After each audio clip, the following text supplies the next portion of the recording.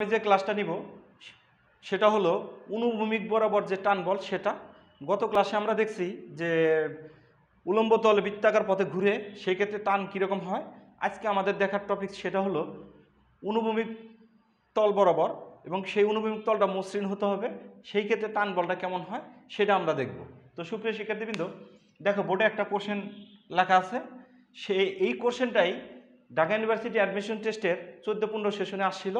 তো এটা সলিউশন করার আগে এটা জাতীয় যে আমাদের ফর্মুলা আছে সেই ফর্মুলাটা আমরা প্রথমে বের করার চেষ্টা করব। দেখো, এই রেখা দ্বারা আমি একটা অনুভূমিক তল কল্পনা করছি।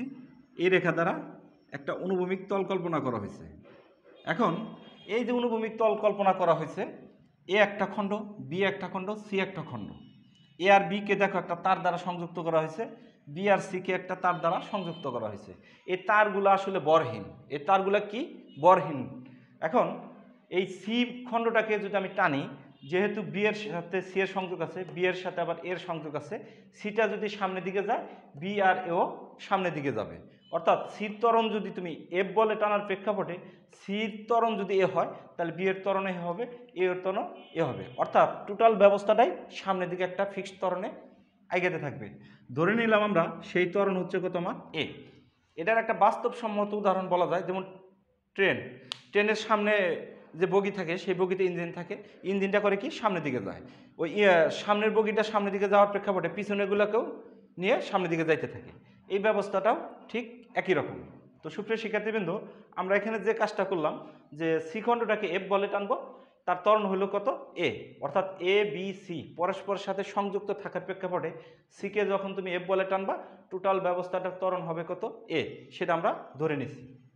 এখন এখানে আমার আছে এ খণ্ড, তার মানে এটার ভর ধরলাম আমি এম এ। এটা আছে আমার বি খণ্ড, এই খণ্ডটার ভর ধরলাম আমি এম বি।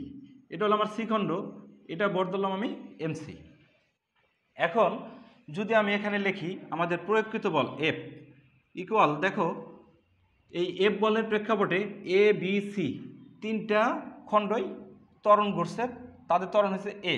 তাহলে আমরা লিখতে পারি F equal M A plus M B plus M C, সাথে কত আসছে আমাদের এ। তাহলে দেখো এখানে থেকে আমরা ত্বরণটা বের করতে পারি কীভাবে, A equal F by M A plus M B plus M C. তাহলে দেখো যে এখানে থেকে যে ত্বরণ সেটা আমরা খুব সহজে বের করতে পারি যদি তোমাকে বলে দেয় যে কত বলে টানা হচ্ছে, এবং প্রত্যেকটার ওজন যদি দেওয়া থাকে, প্রত্যেকটা ভর যদি দেওয়া থাকে, তাহলে খুব সহজেই তুমি এই সূত্র থেকে ত্বরণটা বের করতে পারবা। তাহলে আমরা আমাদের সুবিধা মতো একটু ত্বরণটা উপরে লিখে রাখি। এই কল পাইলাম আমরা F by M A plus M B plus M C. এখন আসো যে যখন সিটাকে তুমি এফ বলে টানতেছো, তখন সি এর সাথে বি সংযুক্ত থাকার প্রেক্ষাপটে এফ থেকে কিছু অংশ সিকে এ ত্বরণে গতিশীল করতে ব্যবহৃত হবে, বাকি অংশ কি করবে বিটাকে টানবে।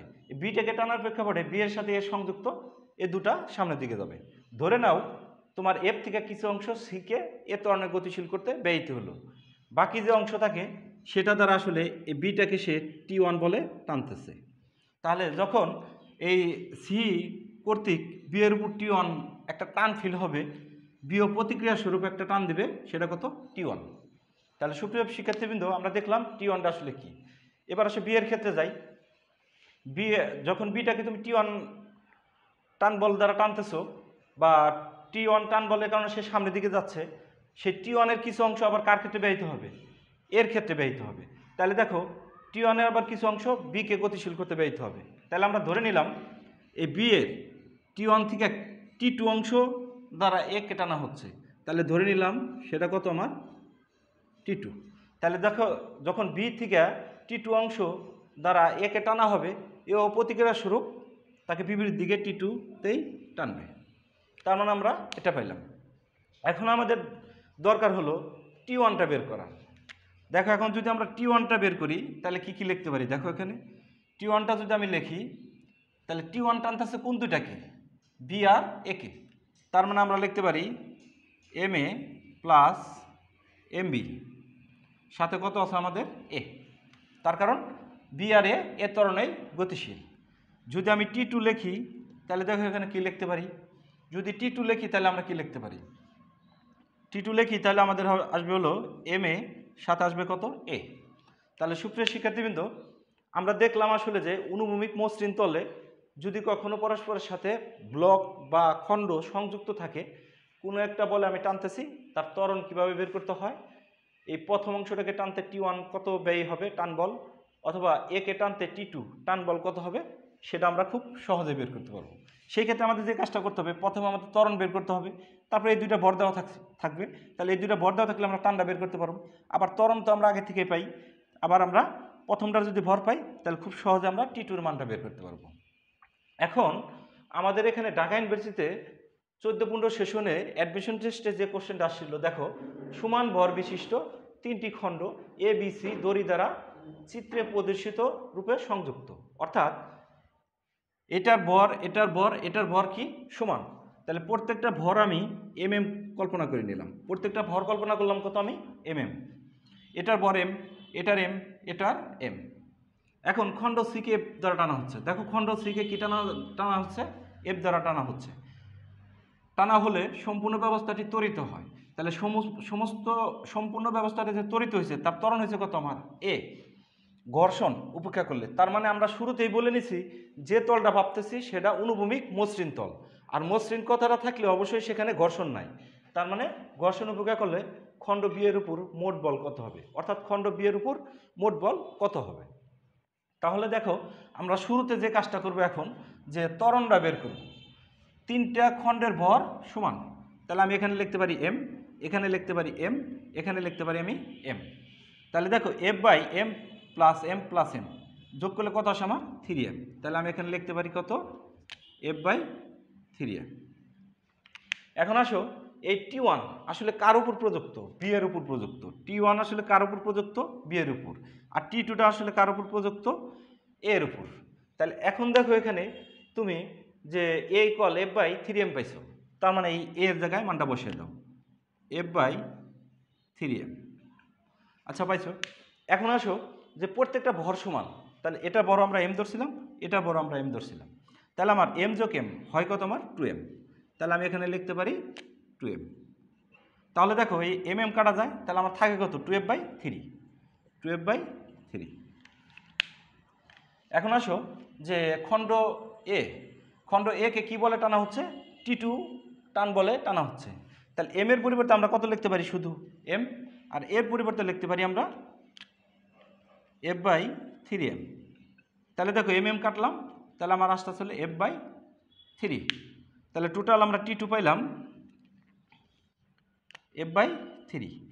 এখানে থেকে যে জিনিসটা আমাদের একটু বোঝার, সে জিনিসটা হচ্ছে দেখো তুমি যে সম্পূর্ণ ব্যবস্থাটি এ ত্বরণে ত্বরিত হচ্ছে, কথাটাই তাকে তুমি কি বলে টানতেছো, এফ বলে টানতেছো, সেটাও ঠিক আছে। তাহলে কার উপর এফ বলটা প্রয়োগ করছো তুমি, সি এর উপর, কিন্তু বি এর উপর প্রয়োগকৃত বল কোনটা, দেখো T1 2f/3। এবার দেখো এর উপর প্রয়োগকৃত বল কত, f/3।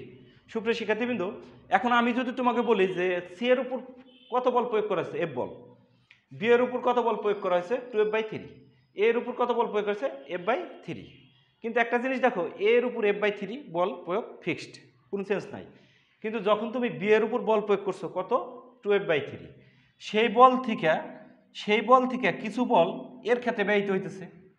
কথাটা আমি আবার বলি, T1 আসলে কার ক্ষেত্রে, বি কে এ ত্বরণে ত্বরিত করার জন্য ব্যয়িত হচ্ছে, T1টা বি কে এ ত্বরণে ত্বরিত করতে ব্যয়িত হচ্ছে। তাহলে এই T1 এর মান পাইছে কত 2f/3, এই 2f/3 থেকে এই অংশ আবার কার ক্ষেত্রে ব্যয়িত হইতেছে, ওর ক্ষেত্রে ব্যয়িত হইতেছে। তাহলে আমি যদি বলি শুধু বি এর উপর কার্যকর বল, তাহলে বি এর উপর কার্যকর বল, তাহলে বিতে টোটাল বল কত প্রয়োগ হয়েছে 2f/3, তাহলে লিখলাম আমি 2f/3। আর দেখো এতে প্রয়োগ হয়েছে কত f/3, তাহলে আমি লিখতে পারি কত f/3। সুপ্রিয় শিক্ষার্থীবৃন্দ, যখন বিতে প্রয়োগ করছিলাম 2f/3 তখন বি আর এ একসাথেই ছিল টোটাল বলটা, আর এর উপর বল আছে আমাদের f/3। তাহলে দেখো 2f/3 থেকে f/3 বাদ দিলে বি এর উপর যে কার্যকর বল সেটা আমরা পাবো, তাহলে বি এর উপর কার্যকর বল পাচ্ছি আমরা f/3। দেখো এর উপর কার্যকর বল F/3, বি এর উপর কার্যকর বল F/3। এখন আসো যে সি এর উপর কার্যকর বল কত হবে? কার উপর? সি এর উপর। খণ্ড সি এর উপর কার্যকর বল। খণ্ড সিকে তুমি টানতেছো কি বল দ্বারা? এফ দ্বারা। তাহলে আমরা শুরুতে দিলাম এফ। ওই খণ্ড সিকে যখন এফ বল দ্বারা টানছো তখন এ বি সি তিনটা সংযুক্ত ছিল, সেই কারণে তাদের উপর টোটাল বল হয়েছে এফ। কিন্তু দেখো এফ থেকে যদি আমি T1 বাদ দেই, শুধু সি এর উপর যে কার্যকর বল সেটা পাবো। তাহলে এফ মাইনাস 2F/3, তাহলে আমার এখানেও ক্যালকুলেশন করলে আসতেছে F/3। তার মানে দেখো যে সি এর উপর কার্যকর বল F/3, বি এর উপর কার্যকর বল F/3, এ এর উপর কার্যকর বল F/3। এখন আমি যদি বলতাম যে তোমাকে যে এর উপর কত বল প্রয়োগ হয়েছে, তুমি বলতে F/3। যদি বলতাম বি এর উপর কত বল প্রয়োগ হয়েছে, 2F/3। যদি বলতাম সি এর উপর কত বল প্রয়োগ হয়েছে, এফ। কিন্তু যদি কার্যকর বল কথাটা বলা হতো তাহলে আমাদের এখানে চেঞ্জ হতো। তো সুপ্রিয় শিক্ষার্থীবৃন্দ, এখন আমরা এই টপিকস রিলেটেড আরও কিছু অঙ্ক করার চেষ্টা করব।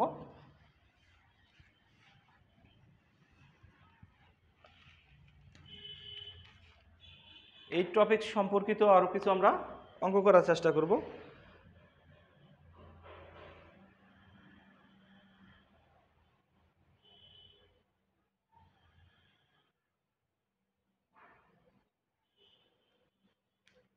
এটা সম্ভবত রাজশাহী বোর্ড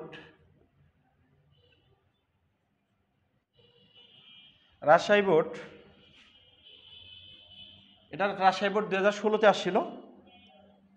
এরকমভাবে একটা অনুভূমিক মসৃণ তল অঙ্কন করা হয়েছে। সেখানে এটাকে বলা হয়েছিল 25 কেজি। এখানে আর একটা নেওয়া হয়েছে, সেটাকে বলা হয়েছে 20 কেজি। আবার এখানে আর একটা আছে, সেটাকে বলা হয়েছে 15 কেজি। এটাকে এফ ইকুয়াল 120 নিউটন বলে টানা হচ্ছে।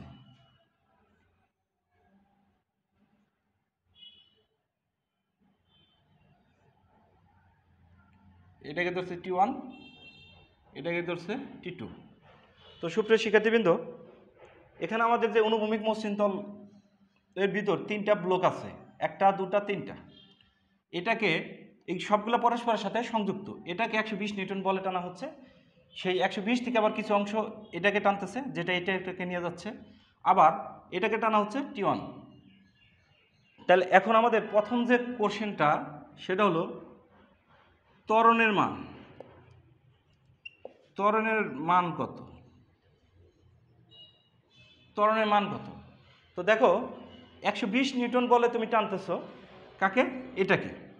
এটাকে যখন টানতেছো, এটা যদি ত্বরণ ঘটে তাহলে এটার সাথে সংযুক্ত থাকার প্রেক্ষাপটে এটাও ত্বরণ ঘটবে। এটার ত্বরণ হওয়ার প্রেক্ষাপটে এটার সাথে এটা সংযুক্ত থাকার প্রেক্ষাপটে এটারও ত্বরণ ঘটবে। ধরলাম আমি সেই ত্বরণ হলো কত? এ। সেই ত্বরণ কত? এ। আমরা কিছুদিন আগে যে সূত্র দেখে আসছি সেই সূত্রটা ছিল আমাদের এ ইকুয়াল F/ma যোগ আসলো mb যোগ আসছিল কত আমার mc। ধরে নাও তুমি এটাকে ধরলা এ, এটাকে ধরলা বি, এটাকে ধরলা সি।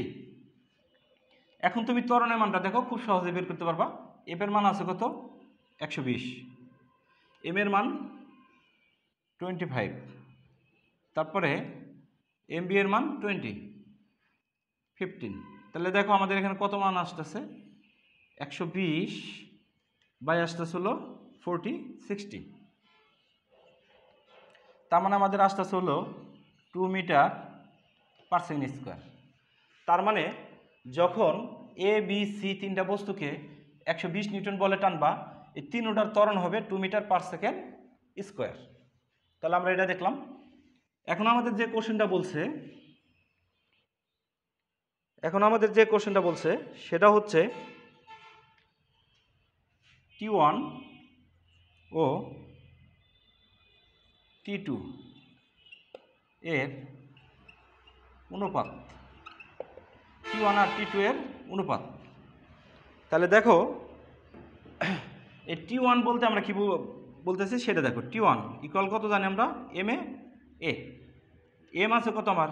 25। এ আছে কত আমার 2, তাহলে T1 হচ্ছে কত আমাদের 50, T1 হচ্ছে কত আমাদের 50 নিউটন।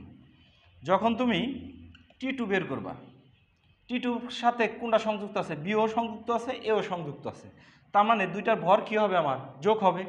তার মানে আমি দিতে পারি 25 যোগ হলো 20 ইন্টু হলো 2, তাহলে দেখো এখানে আমার কত আসতেছে 25 20 45 আর ইন্টু 2 কত হয় 90। তার মানে দেখো T1 এর মান পেলাম আমি 50 আর T2 এর মান পেলাম কত আমি 90। এখন আমাকে এখানে যেটা বলছে যে T1 আর T2 এর অনুপাত, তার মানে আমি প্রথমে দেই T1, নিচে দেই T2। আমার T1 এর মান আছে হলো আমার 50, T1 এর মান আছে 50, আর দেখো T2 এর মান আছে কত 90, লিখলাম আমি 90। তাহলে দেখো 0 0 কাটলাম, তাহলে T1 is to T2 5.9। তার মানে দেখো রাজশাহী বোর্ড 2016-তে এমসিকিউর যে বহু নির্বাচনী সেই কোশ্চেনের ভিতরে আমাদের এই ব্যবস্থার ত্বরণ বের করতে বলছিল, আমরা ত্বরণ বের করলাম, এবং এই ব্যবস্থার T1 এবং T2 এর অনুপাত বের করতে বলছিল, সেটাও আমরা বের করলাম।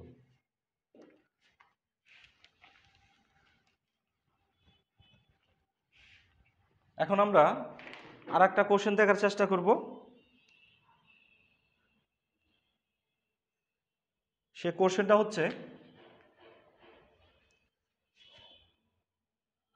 ধরে নাও এরকম অনুভূমিক মসৃণ তল আছে, এটা মসৃণ তল না, এটা হলো অমসৃণ তল, 2500 কেজি, আর এই ক্ষেত্রে ঘর্ষণ বিপরীত দিকে কাজ করতেছে হলো 2000 নিউটন, আর এখানে আর একটা বস্তু আছে যার ভর হলো 1200 কেজি, এই ক্ষেত্রে আবার ঘর্ষণ কাজ করতেছে 1000 নিউটন। এই ব্যবস্থাটিকে 10,000 নিউটন বলে টানা হচ্ছে, এদের সাথে আবার সুতা দ্বারা সংযুক্ত। তো সুপ্রিয় শিক্ষার্থীবৃন্দ, এখানে যে টপিকসটা আমরা বুঝবো যে এটা হলো এটা হলো এ, এটা হলো আমার বি খণ্ডটার ভর হলো 2500 কেজি, এ খণ্ডটার ভর হলো 1200 কেজি, এবং বি খণ্ডটা যখন চলবে তখন তার ঘর্ষণ কাজ করবে বিপরীত দিকে। আমরা ঘর্ষণ বলতে জানি বস্তু যখন এই দিকে গতিশীল হয় ঘর্ষণ কাজ করে তার বিপরীত দিকে, তাহলে এখানে ঘর্ষণ আছে 2000 নিউটন। দেখো এ বস্তুটার ভর বা এ খণ্ডটার ভর হলো 1200 কেজি, সেখানে ঘর্ষণ কাজ করবে 1000 নিউটন। টোটাল এই ব্যবস্থাটাকে 10,000 নিউটন দ্বারা টানা হচ্ছে, এর প্রেক্ষাপটে এটা ত্বরিত হলো, সেই ত্বরণটাকে আমরা ধরে নিলাম কত এ। সুপ্রিয় শিক্ষার্থীবৃন্দ, সেই ত্বরণটাকে আমরা ধরে নিলাম কত এ। এখন দেখো এখানে আমাকে যে কথাটা বলছে সেটা হলো তোমার যে সেটা হচ্ছে এ ও বি বস্তুর ত্বরণ কত হবে। সুপ্রিয় শিক্ষার্থীবৃন্দ, এ ও বি বস্তুর ত্বরণ কত হবে। তাহলে এখন আমরা একটা জিনিস জানি কিন্তু যে কার্যকর বল এপিকল কত জানি আমরা এম এ। তার মানে দেখো কার্যকর বল এপিকল কত এম এ। আমার এখানে বের করতে বলছে কি এটা বের করতে বলছে, আমাকে বের করতে বলছে কি এটা। তাহলে দেখো এখানে কার্যকর বল কোনটা, কার্যকর বল আমার 10,000 থেকে এই দুইটা যোগ করে বাদ দিলে সেটাই আমার কার্যকর বল। তার মানে আমরা লিখতে পারি কার্যকর বল 10,000 মাইনাস 2000 মাইনাস 1000, এটাই হচ্ছে আমার কার্যকর বল। কারণটা কি, তুমি 10,000 নিউটন বলে টানতেছো কিন্তু ঘর্ষণ কাজ করতেছে কত 2000 আর 1000, তাহলে 10,000 থেকে 3000 বাদ দিলে যা থাকবে সেটাই কার্যকর বল। 10,000 থেকে আমি 3000 বাদ দিছি। এখন আসো আমার এম এর ক্ষেত্রে এটাও কাজ করবে এটাও কাজ করবে, সেক্ষেত্রে আমি লিখতে পারি 1200 যোগ হলো আমার 2500, 27টা আছে হলো আমার এ। তাহলে দেখো 10,000 থেকে 3000 বাদ দিলে কত থাকে আমার 7,000 থাকে, তাহলে আমি এখানে লিখতে পারি 7,000। এবার আসো 1200 আর 2500 যদি যোগ করি কত আসে আমার 3700, তার মানে আমি লিখতে পারি ইকুয়াল 370 এ। তাহলে এখানে থেকে আমরা খুব সহজেই ত্বরণটা বের করতে পারি। ক্যালকুলেশন করে খুব সহজেই আমরা ত্বরণটা বের করতে পারি। দেখো এখানে যদি তুমি ক্যালকুলেশন করো, এ কল আসবে হলো 7000, ভাগ আসতেছে আমার 3700। এখানে তোমার ত্বরণের মান আসবে 1.892 মিটার পার সেকেন্ড স্কোয়ার। তো সুপ্রিয় শিক্ষার্থীবৃন্দ, দেখলাম যে এ আর বি বস্তুটাকে যখন 10,000 নিউটন বল দ্বারা টানা হয়েছে, সেখানে ঘর্ষণ কাজ করছিল, সেই ব্যবস্থায় ত্বরণটা কী হয় সেটা আমরা বের করলাম। এখন আমাদের যেটা দরকার যে এই টি এর মানটা বের করব আমরা, যে টি এর মানটা কত। এখন আমরা এই টি এর মানটা বের করার চেষ্টা করব। দেখো টি ইকুয়াল আমরা জানি, টি ইকুয়াল আমরা যেটা বের করতে পারি সেখানে হলো তোমার 2500 ইন্টু 1.892 যোগ হবে এটার ঘর্ষণ বল। তার কারণ কি, তোমার এটা তো কার্যকর বল সাথে ঘর্ষণ বল টোটাল টি, তাহলে সেই ক্ষেত্রে তোমার যে মানটা আসবে সেটা আসবে হলো তোমার 6730 নিউটন। তাহলে আমরা টি এর মানটাও বের করব। এখন আসো দিনাজপুর বোর্ড 16, এই কোশ্চেনটা আমরা দুইভাবে সলিউশন করার চেষ্টা করব। 2016 দিনাজপুর বোর্ড 2016 এমসিকিউতে একটা কোশ্চেন আসছিল, সেখানে বলা আছে যে এরকম আয়তাকার একটা ফটোফ্রেম, সেটাকে একটা সুতার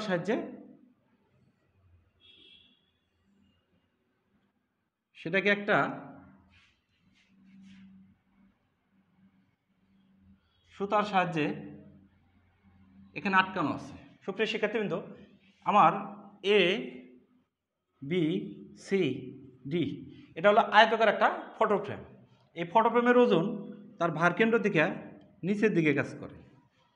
আরেকটা জিনিস খেয়াল করো, এই যে সুতার কথা বলা হয়েছে, এটা একটা সুতা, আর এখানে কোনো একটা পয়েন্ট তার সাথে আটকে রাখা হয়েছে।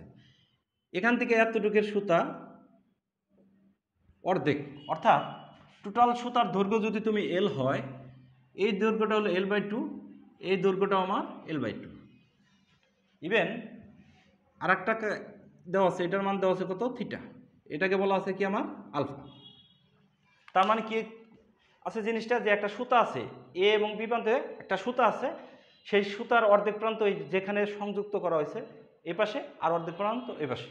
এর প্রেক্ষাপটে এই আয়তকার ফটোগ্রাফটা ঝুলন্ত অবস্থায় আছে, মানে কোনো নড়াচড়া বা পড়ে যাওয়ার কোনো লক্ষণ নাই। ইভেন এই আয়তকার ফটোগ্রাফটার ওজন কোন দিকে কাজ করে, খাড়া নিচের দিকে কাজ করে।